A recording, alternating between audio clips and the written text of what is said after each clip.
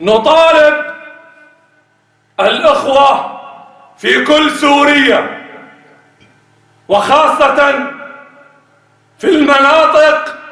الموجود فيها الثكنات العسكرية والألوية والكتائب العسكرية، على الإخوة في كل سوريا وعبر المساجد بالنداء كل يوم صباحا ومساء، وخاصة الساعة 7 صباحا و7 مساء، وأن تعلموا بما يجري في سوريا من سقوط شهداء، من تدمير بيوت، من انتهاك أعراض في كل يوم، لأن هذا العسكري أو الضابط مغرر فيه ويكذبون عليه.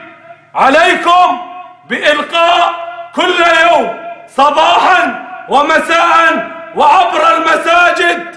بنشرات إخبارية وباستغاثة وبالطلب من هذا الجيش العربي السوري أن ينشق عن هذا النظام المجرم وأن يعود لشعبه، لوطنه، لعرضه. الله